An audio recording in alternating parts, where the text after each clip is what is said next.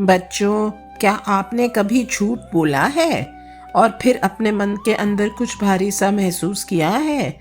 आज मैं तुम्हें नकुल की एक छोटी सी कहानी सुनाती हूँ। एक दोपहर गुरुकुल में सभी बच्चे अपने अपने काम में व्यस्त थे।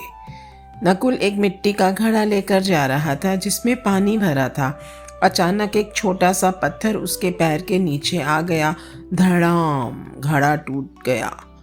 आवाज सुनकर सबकी नजर उधर चली गई। गुरुजी बाहर आए। उन्होंने टूटे हुए घड़े के टुकड़ों को देखा, फिर शांत स्वर में पूछा, ये किसने तोड़ा? सभी बच्चे चुप हो गए। नकुल ने सोचा मुझे सच बता देना चाहिए, लेकिन फिर एक और विचार आया। अगर गुरुजी नाराज हो गए तो, अगर सब बच्चे मुझ पर हंसने लगे तो, अगर मुझे सजा मिली तो? उसका गला सूख गया। उसने नीचे देखते हुए धीरे से कहा, मुझे नहीं पता। गुरुजी ने उसे शांत नजर से देखा, फिर बोले, आओ हम सब मिलकर इसे साफ कर देते हैं।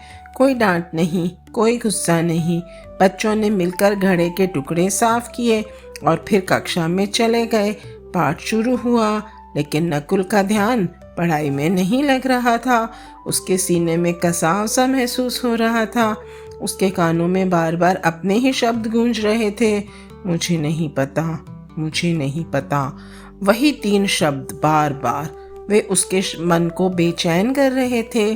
कक्षा के बाद अर्जुन उसके पास आकर बैठा। उसने कहा, आज तुम बहुत शांत हो, क्या हुआ? नकुल ने धीरे से कहा, घड़ा मैंने तोड़ा था, मैं डर गया इसलिए मैंने झूठ बोल दिया।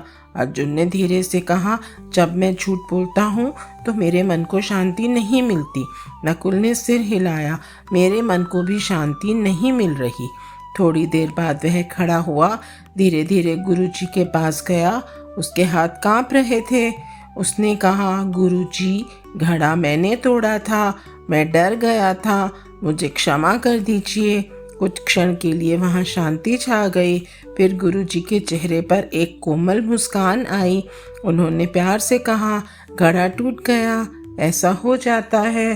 फिर उन्होंने धीरे से कहा, मुझे पता था कि घड़ा तुमने तोड़ा है, लेकिन मैं इंतज़ार कर रहा था कि तुम खुद आकर मुझे बताओ।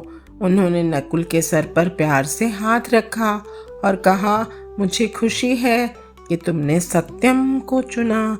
सत्यम का अर्थ है सच बोलना, यहाँ तक कि तब भी जब हमें डर लगता हो। जब हम सच बोलते हैं तो हमारा मन फिर से हल्का हो जाता है। और नकुल ने सच में इसे महसूस किया। उसके सीने का भारीपन धीरे धीरे गायब हो गया। अब वह फिर से आराम से सांस ले पा रहा था। उस शाम खुले आकाश के नीचे उसका मन फिर से शांत था और उसने सोचा वो अगली बार पहले ही सत्यम को चुनेगा। Joy of Gita.